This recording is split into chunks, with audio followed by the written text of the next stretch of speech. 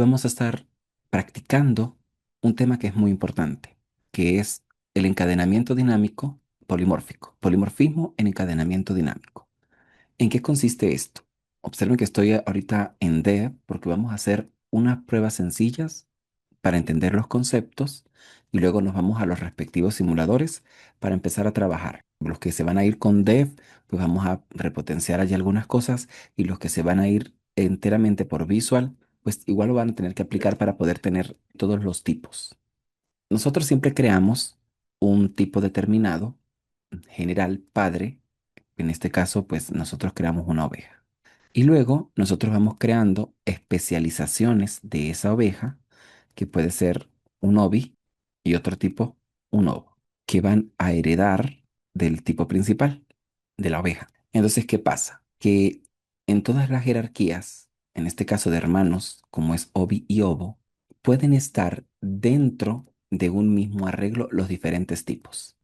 Voy a rescatar algo que siempre estamos insistiendo desde que se comienza a programar y es que cada variable o cada identificador debe corresponder a un mismo tipo y el contenido debe ser del tipo asociado. ¿A qué voy? A que, por ejemplo, si yo voy a crear algo del tipo oveja, por ejemplo, así, oveja, vamos a poner así, y creo una oveja uno, pongamos que la hacemos con apuntador. Entonces, el contenido de O1 tiene que ser obligatoriamente algo del tipo oveja. Pero ya nosotros habíamos visto que existe algo que se llama asignación polimórfica, que es que a alguien del tipo padre yo le puedo asignar un hijo. Y me parece que habíamos discutido ya, eso fue hace tiempo, por eso estoy retomando todas estas explicaciones. Cuando esto sucede, lo que le sucede a una asignación OBI, en este caso, es que él pierde sus especializaciones y se vuelve un pseudo padre, vamos a decirlo así. Sigue siendo del tipo Obi, pero lo interpreta alguien del tipo padre. Por lo tanto, no es capaz de visualizar las especializaciones que tenga dadas. La cuestión es que también puedo asignar a alguien del tipo Ovo y a alguien del tipo oveja. Y todo esto está correcto. Cosas que son incorrectas para la asignación polimórfica, que nosotros intentemos crear un OBI, vamos a ponerle así, y después que a un O2 le intentemos asignar una oveja, vamos a ponerlo por acá así, le intentemos asignar una oveja, eso es incorrecto, no se puede. O le intentemos asignar un ovo, un hermano, no se puede. En este caso, él solo sería capaz de dejar asignaciones de un ovi particular, porque es del tipo que corresponde, o de una de su descendencia. O sea, tiene que tener hijos. Así es como funciona la parte polimórfica de la asignación. Ahora, el encadenamiento dinámico, ¿dónde es que lo vamos a precisar? Es un concepto muy corto, muchachos, pero muy potente. Entonces, lo que vamos a hacer es implementarlo, ver que sí funcione y corregir los errores que hayan, y leer lo que haya que leer, investigar lo que haya que investigar para poder aplicarlo. ¿Qué pasa con el encadenamiento dinámico? Entonces, a ver, que no era esto lo que quería borrar. Ok, esta es la parte básica. Ahora, cuando nosotros creamos un arreglo, pongamos que creamos un arreglo básico de 5 elementos, se supone que cada elemento de estos, vamos a hacerlo siempre con apuntadores, acá. Cada elemento de esto, de este arreglo, es del tipo oveja, debería serlo. Pero como yo ya sé que la asignación polimórfica es bastante interesante, puedo utilizarla en un arreglo y esto hace que se convierta en un encadenamiento dinámico. ¿Por qué? Porque yo acá puedo al arreglo en la posición cero, que es el primero, o sea, de estos yo tengo 5. Voy a asignar, a ver acá, copiar. Se supone que de este arreglo yo tengo 5 que se ven así. Observen que lo estoy haciendo muy básicamente, sin ponerme a pensar en cosas muy abstractas. Entonces, por ejemplo, yo al arreglo en la posición cero, yo perfectamente puedo crear una nueva instancia de oveja y no hay rollo. Como también puedo crear una nueva instancia de ovi y no hay problema. También puedo crear una nueva instancia de ovo, que es un hermano. Bien, y así puedo crear instancias de lo que yo necesite dentro del arreglo, ¿no? Voy a hacer aquí, terminar el ejemplo de esta manera. Hasta el momento no, ustedes pueden decir, ok, pues es lo mismo que estábamos haciendo porque es una asignación polimórfica, simplemente que estoy dentro de un arreglo. Ahora, aquí lo interesante es que AR contiene objetos de diferentes tipos. Si lo pueden visualizar allí. Contiene objetos de diferentes tipos y esto ya lo hace muy interesante porque ya no guarda cosas del mismo tipo, aunque él haya sido creado de un tipo particular. En este caso, no solo por casualidad, sino por intencionalidad, ese tipo debe ser el padre de los diferentes tipos que se van a albergar allí. ¿Qué permite esto? ¿O cuál es el encadenamiento dinámico? Bueno, cuando usted va a hacer la gestión a través de un ciclo for, por ejemplo, así, 5 en este caso, y más. Usted en este for, por ejemplo, supongamos que la oveja tiene un método moverse, la original. Debo garantizar que en obi también esté mover y en ovo también esté mover. Y entonces yo puedo agarrar aquí y pedirle al arreglo sin saber quién es el que está allí, porque puede ser una oveja, un ovi o un ovo, e indicarle que ejecute su método mover. Observen, aquí ya empieza a radicar lo interesante. Yo le estoy pidiendo que se mueva a algo que no sé qué es, porque aunque AR es del tipo oveja, no sé dónde están las ovis, ni dónde están los ovos, ni dónde están las ovejas, sino simplemente a medida que recorro, le voy indicando, muévase y se va a mover. Ahora, aquí empieza la parte teórica donde ustedes, si han repasado la información anterior, me pueden decir, eso está muy bien, pero pasa que si usted agarró y sentó a los tipos ovi y ovo en una variable que es del tipo oveja, lo que va a ocurrir inmediatamente es que ellos pierden su especialización y cuando mandemos a ejecutar el método mover, van a mandar a ejecutar el método mover del padre porque pierde la especialización y se convierte en el padre. Entonces, para el encadenamiento dinámico tenemos que hacer que no se ejecute el método del padre, sino que busque el método real del tipo que está en la casilla particular. Vamos a probar esto, porque dicho obviamente pues suena un poco extraño y no es que sea tan fácil de visualizar. Voy a dejar esto acá y voy, bueno, a agregar código elemental de C++.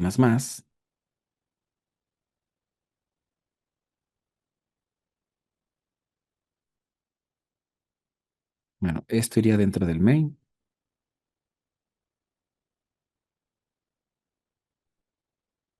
pero tengo que construir las clases. Entonces voy aquí rápidamente, voy a hacer una pequeña prueba y voy a poner class oveja, que sería mm, parte del ejemplo, y acá yo voy a poner un método, obviamente público por el momento para poder acceder, y este método va a ser un void y se va a llamar imprimir. No va a ser mover, sino imprimir, porque vamos a mandar a imprimir algo. Imprimir, y dentro lo que vamos a hacer es un cout y vamos a mandar a imprimir soy una oveja, porque eso es lo que es. Y por acá vamos a hacer una clase y vamos a imprimir, vamos a hacer un obi y le vamos a poner el mismo método. O sea, ya él heredó imprimir, atención, pero pues ahora yo quiero que su imprimir diga soy un obi y tengo que copiarme todo esto para crear el ovo, que a todas estas pues puede hacer otras cosas diferentes. Ovo. Y que diga soy un ovo. Vamos a hacer aquí una primera prueba sencilla. Bueno, voy a compilar. Guardamos. Por acá vamos a ver. Bueno, voy a guardarlo acá en documentos.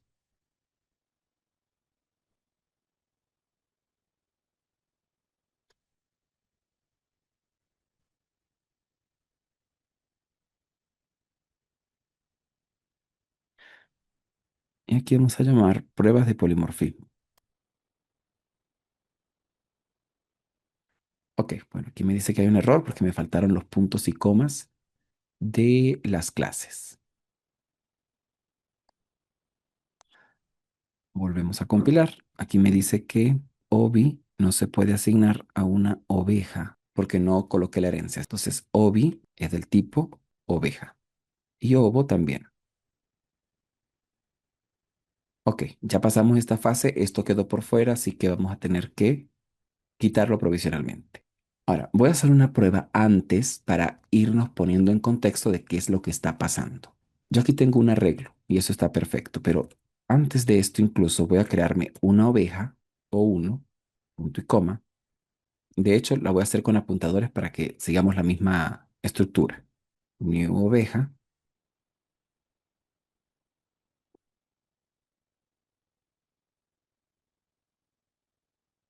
un ovo y un ovi. Si yo, por ejemplo, indico mira o uno, necesito que imprimas.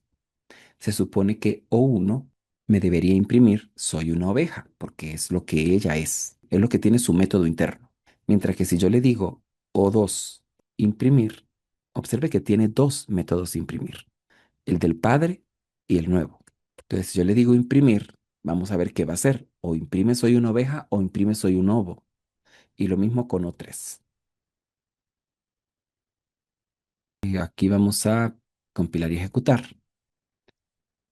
Y chequeemos que en la consola ya marca. O uno, pues dice soy una oveja. O dos, soy un ovo. Y o tres, soy un ovi. O sea, ellos saben quiénes son perfectamente sin ningún tipo de problema. Eso quiere decir que, por ejemplo, si yo quito esto, porque ya aquí estamos claros con esto, y me voy al arreglo, aquí hay cinco. Me debería imprimir. Soy una oveja, soy un ovi, soy un ovo, soy una oveja, soy un ovi. Vamos a ver si eso es verdad. Voy a utilizar, aquí ya quité el portapapeles. Aquí a cada uno de los objetos que están dentro del arreglo, yo les voy a indicar que por favor impriman.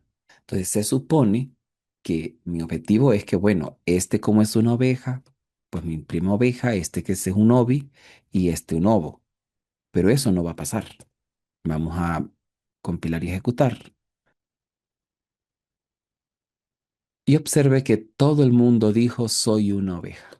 ¿Y por qué pasó esto? Porque al ser asignados, cuando un ovi en este caso se asigna a una variable que es una oveja, pierde la especialización y se queda solo con lo que había heredado.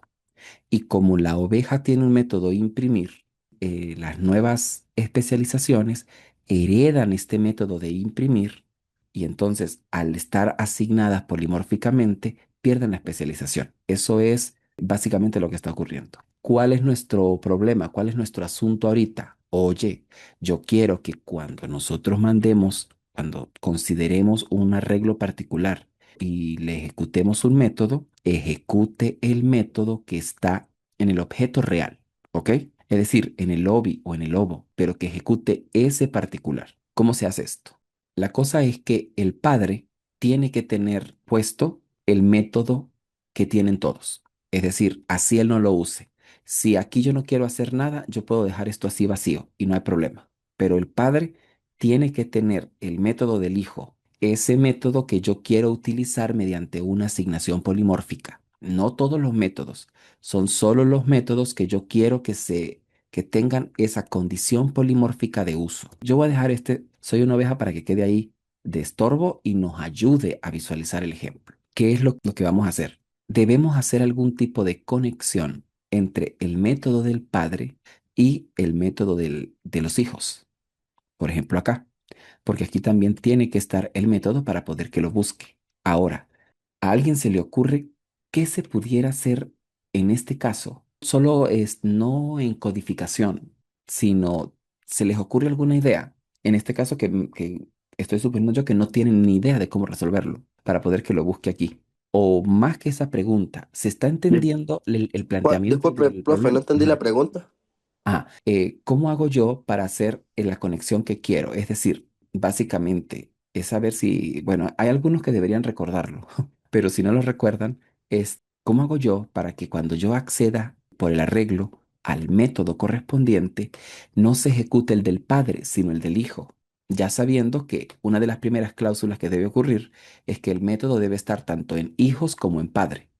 La cuestión básicamente es que hay unas etiquetas en programación, en orientación por objetos. Estas etiquetas van a ser uso exclusivo de C++. Estas dos etiquetas va a haber una que se va a poner en el padre y otra se va a poner en el hijo, se va a escribir. Yo debo declarar el método en el padre para que sea virtual. Un método virtual. ¿Qué significa esto? Que él no va a ser considerado como el método prioritario en el momento de la invocación, a menos que quien lo esté invocando realmente sea una oveja. Y en el hijo, al final del método, yo voy a agregar la etiqueta override. Y en el otro hijo también.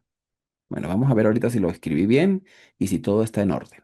Pero esta es la parte técnica. Ojo, porque una cosa es la parte teórica, que es que uno hace sus rayas, sus cuadritos, sus cosas y sabe cómo debe funcionar. Pero, por ejemplo, ahorita les estoy diciendo la parte técnica, es decir, cómo funciona esto particularmente en C++. En Java va a funcionar algo un poquito diferente, no mucho, pero de repente no utilizan las mismas etiquetas. En Python, de repente ni etiquetas usan, sino Python lo va a interpretar y él va a saber cuándo llamar a los hijos. Va a depender del lenguaje, pero sin importar el lenguaje, lo más importante es que usted entienda el concepto, en este caso encadenamiento dinámico. Yo quiero que cuando estén todos en un mismo arreglo, porque es lo ideal, porque imagínense lo complicado que sería tener un simulador donde yo tenga un arreglo para las ovejas, un arreglo para las ovejas especializadas del tipo uno, un arreglo para las ovejas intrusas, un arreglo para las, o sea, si tengo 100 tipos de ovejas, entonces voy a tener que tener 100 arreglos. No, yo tengo que tener toda esa gente, todas esas ovejas en un mismo arreglo, de manera que cuando yo mande a todas a dibujar, se dibujen. Cuando yo mande a todas a moverse, se muevan. O sea, eso sea algo automático del simulador. Respiren, entonces todas respiran. Vivan, todas viven. Pero no que yo tenga que ir por tipos, ¿no? Voy a hacer un for para el tipo uno y luego para el tipo 2 y luego para el tipo 3. Eso va a ser terrible. Entonces, esto es fundamental cuando nosotros estamos en simuladores que va a requerir la implementación en un mismo lugar de diferentes tipos. No se puede hacer con tipos separados que no estén conectados por herencia, no se puede. Ahí sí tendríamos que tener todos los for del mundo, pero esto nos ayuda mucho a hacer esas conexiones. Bien, vamos acá. A ver, compilamos y ejecutamos. Entonces observen que aquí, mire lo que ocurrió.